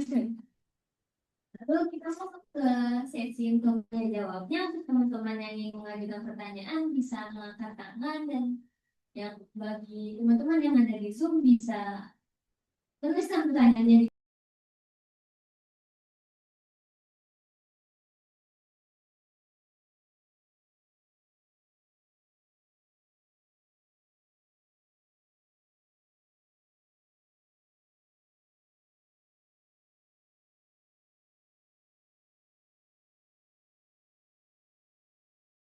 di dan UNAS.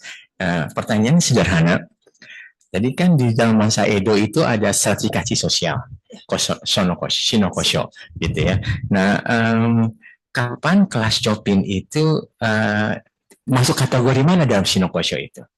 Gitu. Karena pada abad kan dia bilang tadi abad ke-17-18 ya, nggak salah. Itu yang pertama. Itu dulu.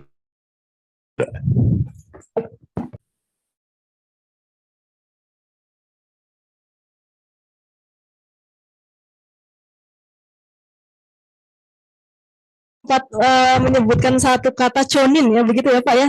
Chonin ini sebenarnya adalah kelas pedagang atau merchant. Jadi dimasukkan ke dalam kelas shonin ya, mungkin shonin ya. Shinokosho, sho itu pedagang, shonin. Jadi shonin atau chonin memang chonin ini memang untuk shinokosho ini kan tidak hanya di zaman Edo saja ya, setahu saya ya. Chonin ini muncul di abad-abad akhir zaman Edo, seperti itu Pak Miza. Jadi memang bisa dimasukkan ke dalam kelas pedagang dan pengrajin mungkin ya. Kosho mungkin, shino kalau shibushi, no nomin, ko-nya kosakunin atau pengrajin, dan shonin atau pedagang. Jadi chonin ini sebenarnya gabungan dari merchant, pedagang, dan pengrajin seperti itu. Yang punya budaya khusus tersendiri sehingga disebut dengan chonin, dengan kanjinya machi sebenarnya, machi. Ya, machi dan hito, betul. Ya. Pertanyaan kedua, Mbak Wid.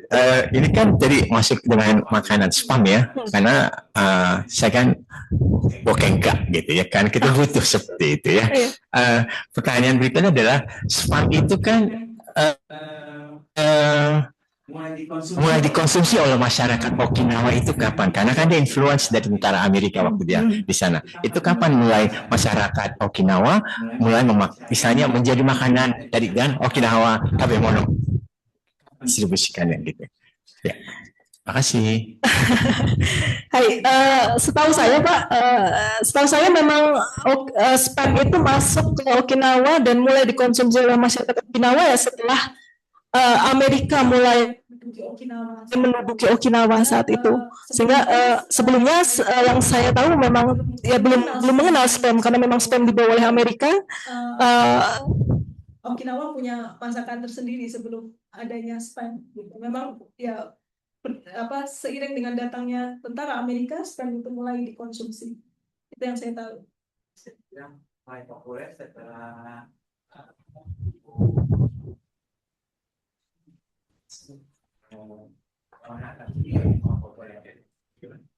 Iya, bisa dibilang seperti itu, Mbak. Memang Ibu Onaga Kimio ini kan tadi saya bilang salah satu tokoh Seikatsu Kaizen Life Improvement Movement, di mana beliau ini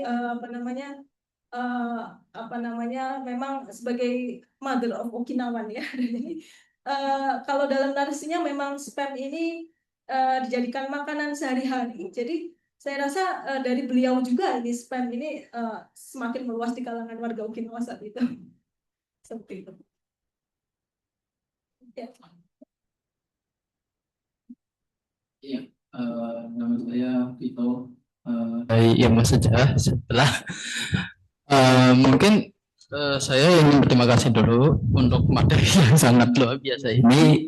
Jujur memang saya agak tertarik dengan makanan Jepang dan sejarahnya, khususnya untuk kayak soba atau makanan tradisional. Dan saya tidak tahu kalau soba itu memang dari makanan tradisional ya. Mungkin pada saya begini, soba itu dimakan ada makanan kalau tadi di fast foodnya orang Edo. Lalu bagaimana kemudian soba itu bergeser dari yang mungkin bukan soba ya, tapi orang Edo atau orang Jepang itu sendiri bergeser makanan soba dari misoba lalu bergeser ke ramen. Kedua terkait spam. Saya sudah belajar tentang bukan belajar sih, lebih tepatnya membaca tentang makanan Korea. Di Korea itu ada namanya multi-size bujiki yang juga memakai spam, atau ada beberapa yang memakai spam juga di makanan Korea. Oke.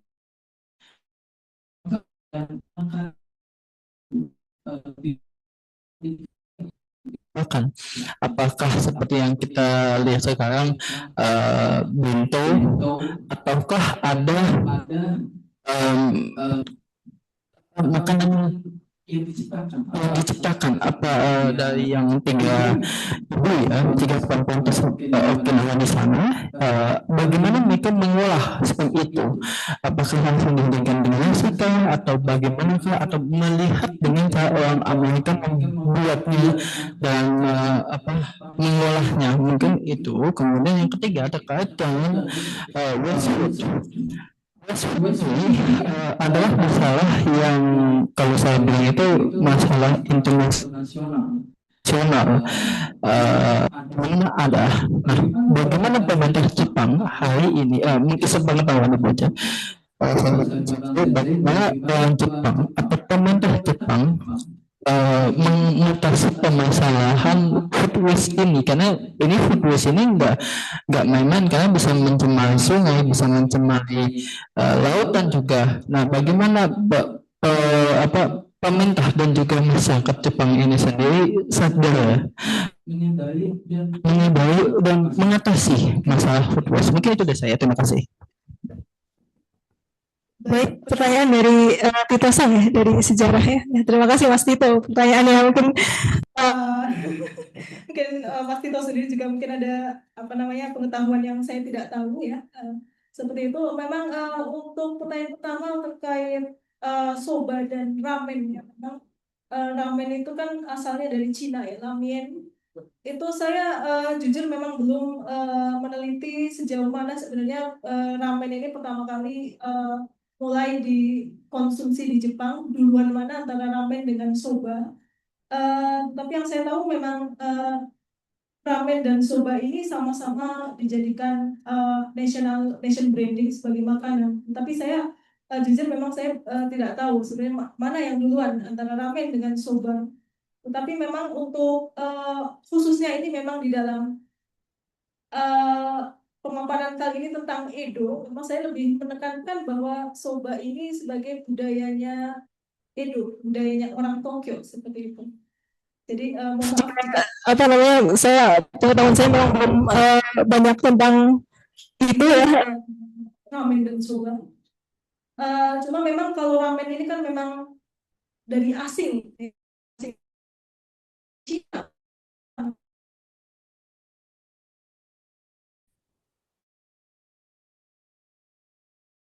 Dan justru sebenarnya orang banyak salah paham bahwa soba lah yang sebenarnya yang khas Jepang dibandingkan dengan ramen yang kita tahu seperti itu. Kemudian untuk pertanyaan yang kedua terkait atau spam itu tadi, spam ini memang berupa bentuknya seperti kornet ya, minasang tidak bisa langsung dimakan langsung pakai nasi memang ya.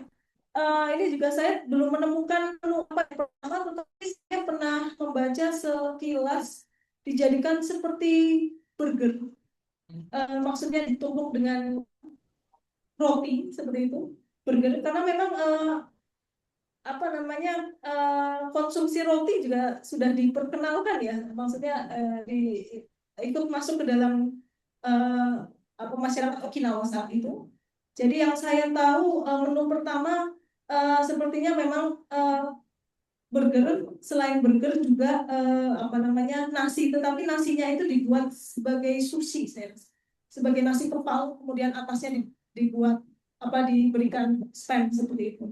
Yang pastinya ini tidak langsung dikonsumsi, harus pasti dimasak ya seperti itu. Saya memang belum menemukan, tapi sempat melihat ya sebagai burger dan sushi seperti itu.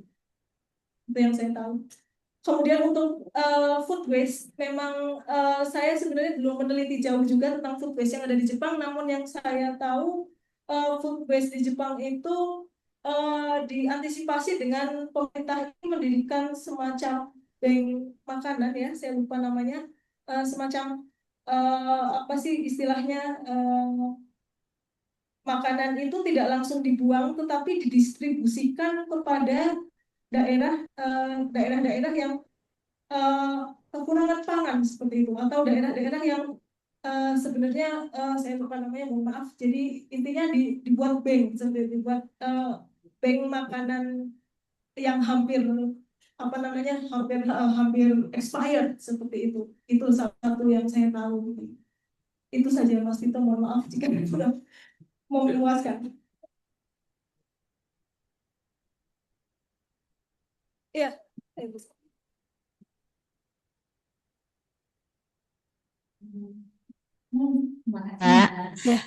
Saya Santi dari ASCI juga. Saya tahu ya, kayaknya itu spam itu pasti lebih halus ya, lembut gitu ya, nggak seperti kornet kan? Iya. Karena ini saya pernah lihat di luar di Eropa itu seperti pate gitu loh, apa pate deh kayaknya, PT ya.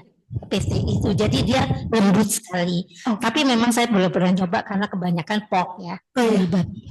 Tapi dia memang lembut. Saya nggak tahu cara makannya seperti apa. Mereka makannya apa, pakai roti atau di apa seperti tadi yang burger. Tapi mungkin orang Amerika, maksudnya Okinawa yang kebanyakan military itu dari Amerika, mungkin mereka sudah biasa makan ini. Jadi familiar buat mereka gitu. Cuman untuk taste-nya saya nggak tahu Apa taste-nya taste Jepang atau taste Eropa atau taste apa? Karena pasti Jepang tuh akan mengakomodir rasa ya, nggak persis sama. Nah, mengenai suka tadi yang mungkin Pak Nizar tanyakan, mungkin orang Amerika lebih jadi suka atau kenal karena mereka familiar dengan itu. Nah, mengenai waktunya ya tadi Mbak bilang bahwa setelah pendudukan Amerika di Okinawa. Nah, yang saya ingin tanya bahwa apakah orang Jepang ini jadi suka juga karena itu makanan dianggapnya kalau udah makan itu modern lah gitu, atau memang itu taste Jepang, emang itu produk Jepang gitu. Itu yang saya ingin tahu. Karena Jepang kan selalu mengakomodir. Kalau soal kol soba itu memang hanya orang-orang tertentu ya. Mungkin orang Indonesia nggak semua juga suka yang soba dingin ya. Karena rasa itu kan biasa aja, orang makannya cuma sama soyu aja gitu kan. Paling ditambah nori segala macam. Tapi nggak ada rasa. Nah itu rasa orang Jepang kalau melihat wabi sabi di nilai-nilai wabi sabi di makanan itu bisa dilihat dari situ. Nah itu tadi yang saya ingin tahu lebih dalam lah tentang yang Mbak baca atau teliti di dalam makanan itu. Oh, iya. Terima kasih.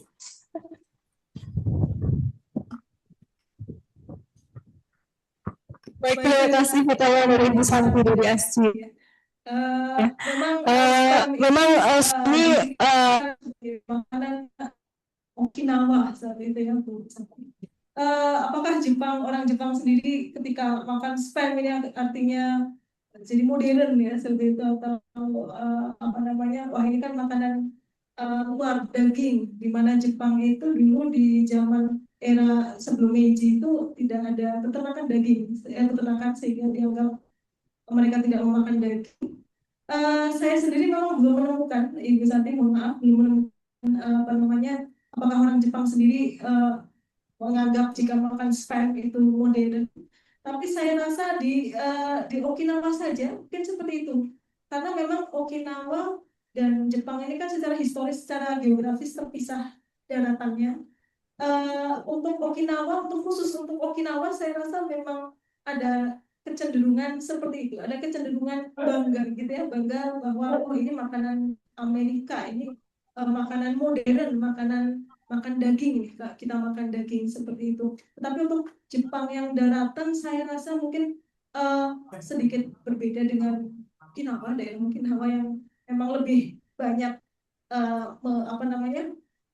mengkonsumsi spam ini. Tapi yang saya lihat di Jepang sendiri juga ada kecenderungan makan daging meskipun bukan spam itu istilahnya sama seperti yang saat era Meiji awal itu enlightenment gitu, merasa orang Jepang ini pencerahan setelah setelah Kaisar Meiji mencontohkan bahwa kami makan daging loh, lihat berat ini sehat, bugar, besar, sehat, masa kita nggak makan dagingnya seperti saya rasa di Jepang daratan pun makan daging meskipun bukan spam itu juga ada rasa-rasa bangga seperti itu, ada rasa tercerahkan seperti itu, karena memang banyak sekali makanan-makanan yang menggunakan daging, misalnya sando ya, sando atau apa itu Jepang itu sangat obsesi juga dengan roti-rotian, di mana roti-rotian itu juga diisi dengan isian daging seperti itu. Jadi meskipun bukan spam, bukan luncheon, bukan kornet ini, saya rasa Jepang juga ada rasa bangga bisa memakan daging, di mana dulu sejarahnya adalah mereka tidak makan daging. Begitu. Mohon maaf jika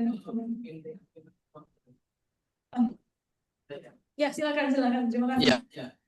Ya, kalau Okinawa itu dulu adalah ini seingat saya dengan pembacaan ya, yang pernah saya baca itu Kajan Yukio. Ya Kajan Yukio. Jadi waktu kayaknya setelah eh, reformasi atau sebelumnya itu kemudian dianeksasi, jadi mereka mempunyai masyarakatnya sendiri. Ya, jadi mungkin masyarakatnya itu berbeda daripada masyarakat di Jepang Daratan. Nah, tapi kemudian yang jadi pertanyaan lagi adalah apakah ketika masalah itu yang menarik adalah apakah di ketika kajian Yukio ini masih berdiri, orang-orangnya ini yang notabene-nya adalah pedagang ya, pedagang karena mereka itu juga berada di jalur perdagangan yang cukup efektif, itu sudah memiliki makanan atau masakan olahannya sendiri. Karena ini yang jadi menarik adalah karena ini juga kan ada pemisahan. Nah, ini kemudian jadinya adalah apakah ada makanan olahan dagingnya sendiri yang berbeda dari di Jepang Daratan yang tradisional, yang masih oh ya listnya kuat, yang agama kuno, agama lamanya masih, kepercayaan lamanya masih kuat. Buddhisme ayat Buddhisme juga ada sedikit di sana ya. Nah, itu yang menjadi mungkin juga menjadi penambahan juga di situ. Itu mungkin dari saya itu, Mas.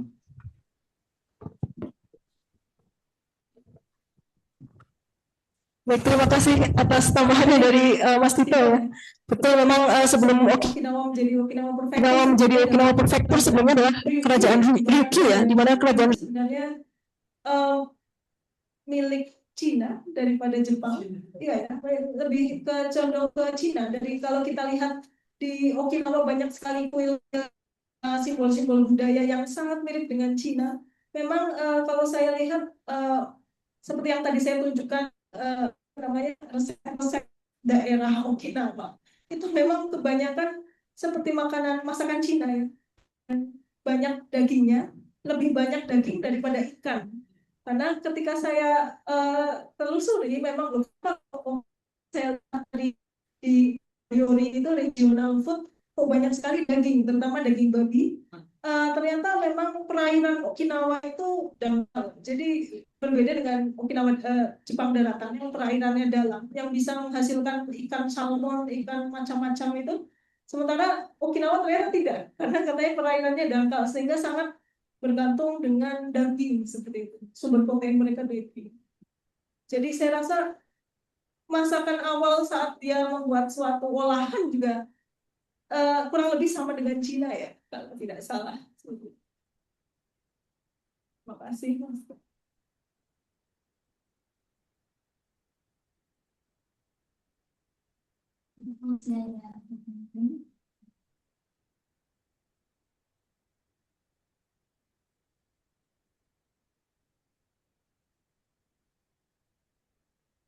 Cukup sih, saya milih juga untuk dalam diskusi buku yang sangat menarik yang dibahas Big Sensei, yang sepertinya kalau dilihat dari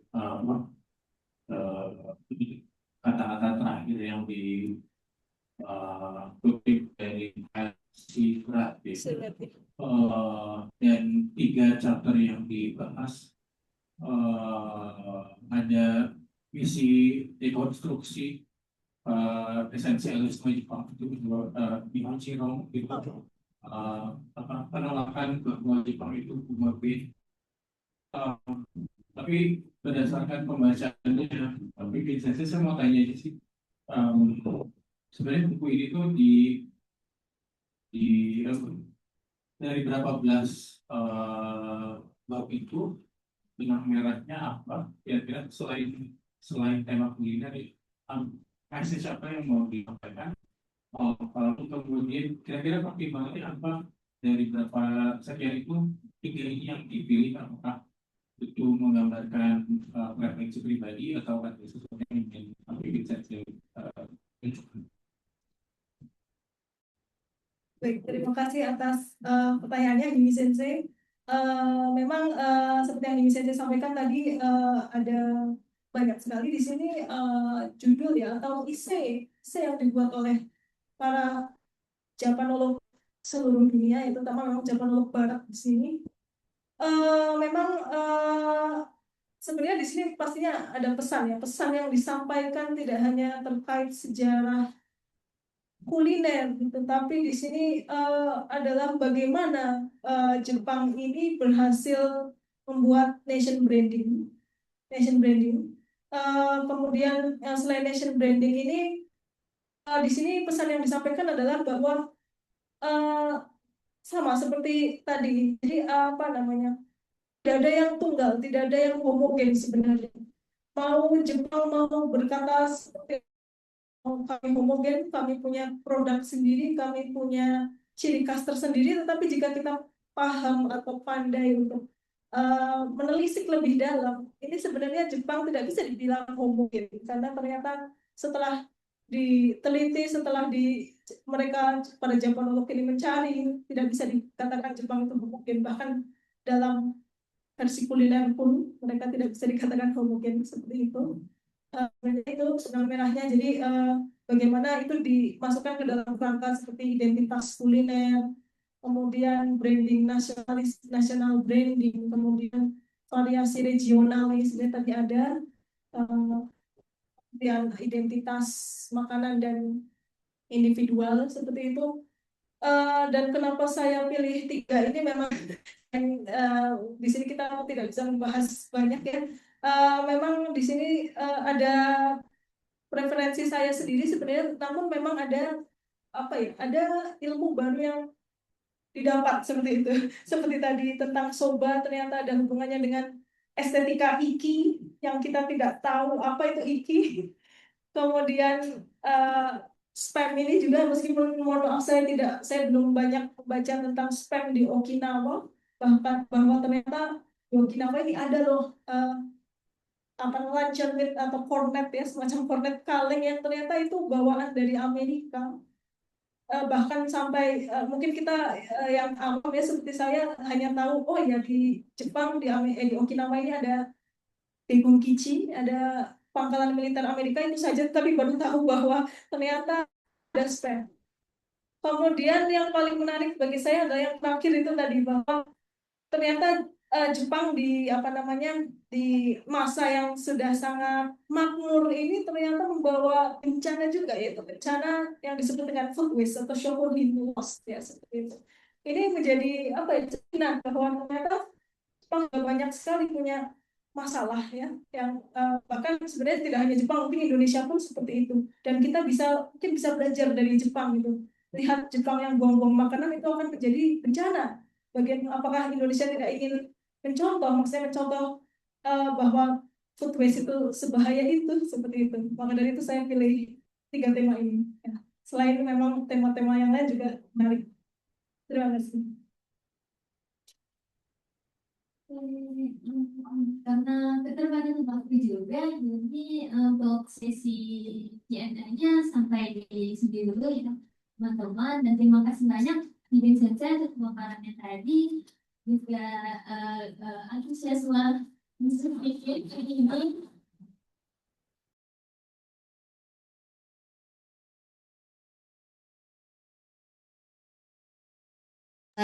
Sesi di akhir acara, tapi sebelum kita menutup rangkaian kegiatan kita, izinkan kami memberikan apresiasi kepada Pipin Sensei yang telah memberikan ilmu dan juga wawasannya. Yaitu sebagai bentuk penghargaan kami akan menyerahkan sertifikat kepada Pipin Sensei.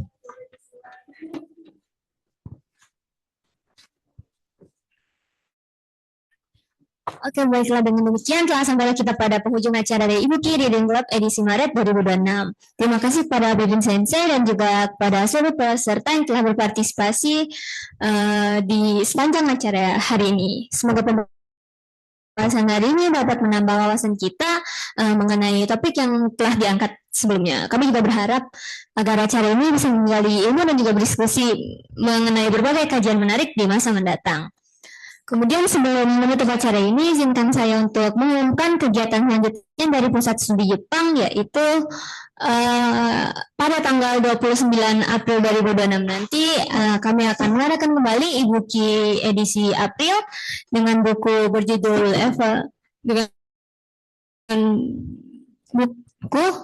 Evaluating Japan's New Grand Strategy, yang dengan narasumber nanti yaitu Bapak Safwan Albana Khairizat, PhD, yang juga merupakan seorang dosen dari FISIP UI. Kegiatan ini akan dilaksanakan secara onsite dan online juga seperti hari ini dari pukul 2 sampai pukul 6. Jika teman-teman tertarik, bisa silakan mendaftar melalui tautan setelah ini.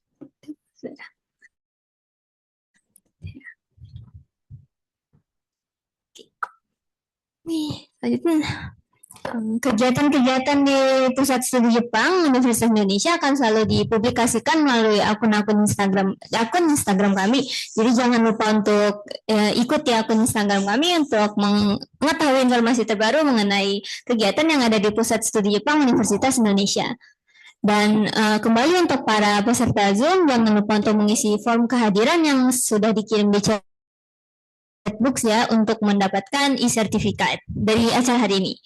Sekian dari saya, mohon maaf jika ada kesalahan kata. Wassalamualaikum warahmatullahi wabarakatuh. Sampai jumpa di edisi selanjutnya dari Ibu Ki Reading Club.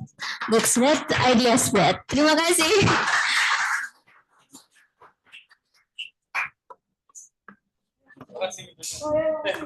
Teman-teman semua kita foto di depan.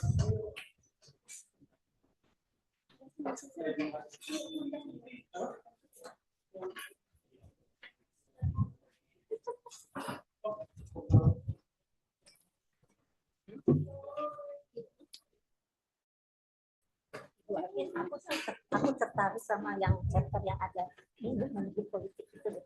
Yang ada politik kayaknya chapter asli ya, isinya yang dia menyebut-nyebut pada politiknya politik dan itu aku boleh nggak kamu kirim, boleh kamu kirim bagus soalnya aku pengen hubungannya kenapa hubungan kuliner ke budaya dan politik itu aku pengen tahu isinya aja. Iya, asli. Ya. Aku soalnya jarang lihat aku bantu.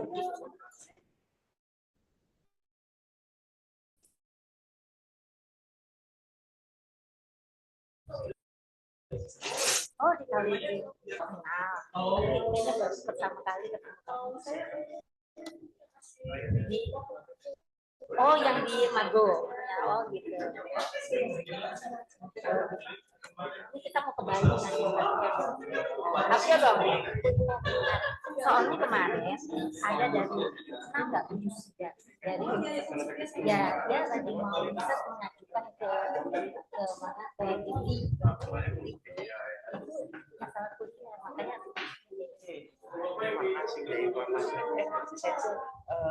belum punya nomor ya udah dari sini kirim ke sini kirim ke nomor buat gimana